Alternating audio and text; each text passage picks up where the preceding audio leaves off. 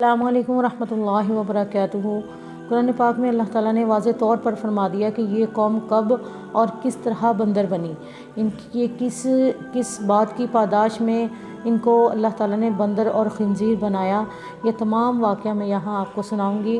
قال اللہ تعالی بسم اللہ الرحمن الرحیم وَلَقَدْ عَلِمْتُمُ الَّذِينَ اعْتَدَوْا مِنْكُمْ فِي السَّبْتِ وَفَقُلْنَا لَهُمْ كُونُوا قِرَدَةً خَاسِئِينَ فَجَعَلْنَاهَا نَكَالًا لِمَا بَيْنَ يَدَيْهَا وَمَا خَلْفَهَا وَمَوْعِظَةً لِلْمُتَّقِينَ۔ البتہ تحقیق تم نے ان لوگوں کو جان لیا جنہوں نے ہفتہ کے دن میں حد سے تجاوز کیا، سو ہم نے کہا ان سے ہو جاؤ بندر ذلیل، پھر ہم نے اس کو عبرت بنا دیا ان لوگوں کے لیے جو اس وقت موجود تھے اور جو بعد میں آنے والے ہیں، اور نصیحت بنا دیا ڈرنے والوں کے لیے۔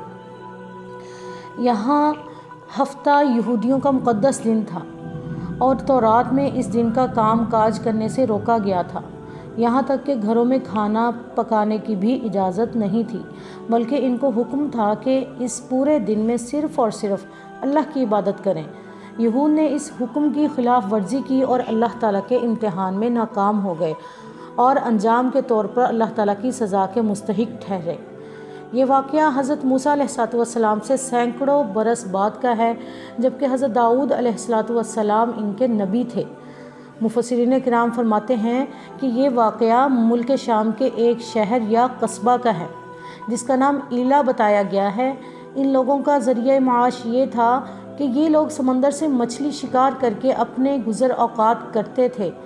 ہفتے کا دن ان کی شریعت میں چونکہ مقدس دن تھا، اس دن عبادت کے علاوہ ہر قسم کا کام کرنے سے ان کو روکا گیا تھا، جس میں شکار بھی شامل تھا۔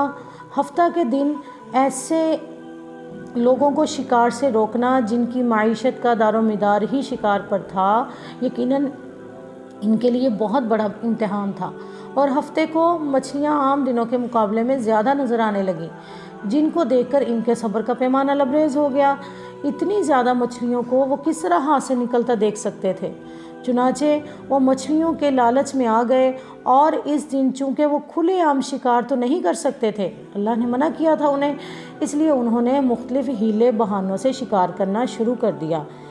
یہ ہیلے بہانے بھی ان کے لیے جائز نہیں تھے، کیونکہ اللہ تعالیٰ نے ان کو ہیلے بہانوں سے بھی منع کیا تھا۔ ان کا ایک ہیلہ تو یہ تھا کہ انہوں نے سمندر کے کنارے کنارے حوض یعنی تالاب بنائے، جن میں وہ ہفتے کے دن سمندر کا پانی چھوڑ دیا کرتے تھے، اور جب بہت ساری مچھلیاں ان تالابوں میں جمع ہو جاتی تو ان کا منہ بند کر دیا کرتے تھے تاکہ مچھلیاں واپس نہ جا سکیں، پھر اگلے دن آرام سے ان مچھلیوں کا شکار کر لیتے۔ جب انہیں اس طریقے سے روکا جاتا تو کہتے ہم نے ہفتے کے دن شکار نہیں کیا، شکار تو ہم اتوار کے دن کرتے ہیں۔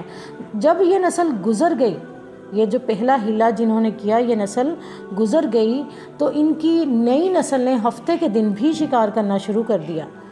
ان کا دوسرا ہیلہ یہ تھا، جو اگلی نئی نسل تھی وہ ہیلہ کیا کرتی تھی کہ وہ ہفتے کا دن آنے سے پہلے ہی جال اور مچھلی پکڑنے کے کانٹے پانی میں ڈال دیتے تھے، جن میں مچھلیاں پھنسی رہ جاتی، اور ہفتے کا دن گزر جانے کے بعد ان کو پکڑ لیتے تھے۔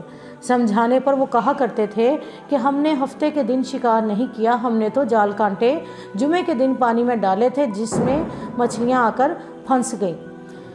حضرت داؤد علیہ السلام اور ان کی قوم کے نیک لوگوں نے ان کو سختی سے روکنے کی کوشش کی اور کہا کہ اگر تم نے یہ طریقہ نہ چھوڑا تو اللہ کی پکڑ میں آ جاؤ گے۔ تو آپ علیہ السلام کی تبلیغ سے 12,000 آدمیوں نے خود بھی توبہ کر لی اور دوسروں کو بھی اس سے منع کرنے لگے۔ دوسرے لوگ کون تھے؟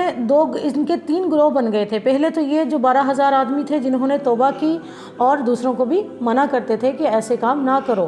دوسرا گروہ یہ تھا کہ لوگوں کی ایک بڑی تعداد اپنے دستور پر چلتی رہی۔ جو دوسرا گروہ تھا وہ اپنے دستور پر ہی چلتا رہا اور اسی طرح ہفتے کے دن شکار کرتے رہے۔ تیسرا گروہ کون سا تھا؟ بعض لوگ اس میں ایسے تھے جو خود تو ایسا نہیں کرتے تھے، یعنی وہ خود تو رک گئے تھے شکار کرنے سے ہفتے کے دن، لیکن دوسروں کو بھی نہیں روکتے تھے، بلکہ ان کا نظریہ یہ تھا کہ ان کو ان کے حال پر رہنے دیا جائے، ان کو روک کر اپنا وقت ضائع نہ کیا جائے۔ یہ صورتحال دیکھ کر نیک لوگوں نے ان سے الگ ہونے کا فیصلہ کیا اور وہ ان سے الگ ہو گئے اور قریبی علاقے میں منتقل ہو گئے۔ جب یہ لوگ اس نافرمانی سے باز نہ آئے تو وقت کے نبی حضرت داؤد علیہ السلام نے ان کے لیے بد دعا کی، جس کے نتیجے میں یہ لوگ طاعون کی ہلاکت خیز وبا میں مبتلا ہو گئے اور ان کی شکلیں بگڑ کر بندروں کی طرح ہو گئیں۔ ایک دن نیک لوگوں کو جو قریبی بستی میں منتقل ہو گئے تھے، ان نافرمانوں کے ہاں کوئی چہل پہل نظر نہ آئی اور کوئی آواز سنائی نہ دی، تو ان کے حالات جاننے کے لیے وہ ان کی بستی میں آئے۔ تو انہوں نے کیا دیکھا؟ انہوں نے دیکھا کہ ان نافرمانوں کے بڑے بڑے خنزیر اور نوجوان بندر بن چکے ہیں۔ ایک مغربی سائنسدان ڈارون نے بہت عرصہ پہلے ایک نظریہ پیش کیا تھا، جس کے مطابق اس نے دعویٰ کیا تھا کہ انسان اصل میں بندر تھا، جو ترقی کرتے کرتے موجودہ شکل کو پہنچا ہے۔ بعض لوگ اس آیت میں بھی ڈارون کے نظریے کی تائید تلاش کرتے ہیں، حالانکہ ڈارون کا نظریہ درست نہیں تھا۔ نہ ہی اس آیت سے اس کے نظریے کو کوئی تقویت ملتی ہے، کیونکہ روایات سے یہ بات واضح ہوتی ہے کہ یہ لوگ زیادہ عرصہ زندہ نہیں رہے تھے۔ حضرت عبداللہ بن عباس رضی اللہ تعالیٰ عنہما سے نقل کیا گیا ہے کہ جن لوگوں کو اللہ تعالیٰ نے بندر بنایا تھا وہ 3 دن سے زیادہ زندہ نہیں رہے تھے۔ 3 دن تک ان کی وفات ہو چکی تھی، وہ تباہ و برباد ہو چکے تھے۔ 3 دن سے زیادہ وہ زندہ نہیں رہے تھے۔ یہی اللہ تعالیٰ کا اصول ہے کہ اللہ پاک جب کسی قوم پر کوئی عذاب بھیجتے ہیں تو اس کو ختم کر دیتے ہیں، نہ کہ وہ نسل در نسل چلتا ہے۔ ایسا نہیں ہوتا۔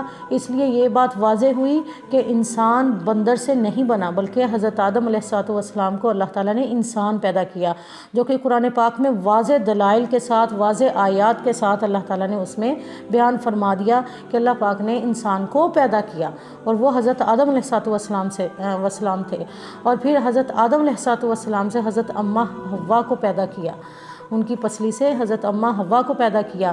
تو پہلا انسان وہ انسان ہی تھا، اور انسانوں سے ہی انسان آگے پیدا ہوئے ہیں۔ یہ ایک قوم تھی جن کو سزا کے طور پر اللہ تعالیٰ نے بندر اور خنزیر بنایا، اور یہ 3 دن تک زندہ رہے، 3 دن سے زیادہ عرصہ زندہ نہیں رہے تھے۔ 3 دن کے بعد اللہ تعالیٰ نے ان کو بھسم کر دیا، ان کو تباہ کر دیا تھا، ختم کر دیا تھا۔ وآخر دعوانا ان الحمد للہ رب العالمین۔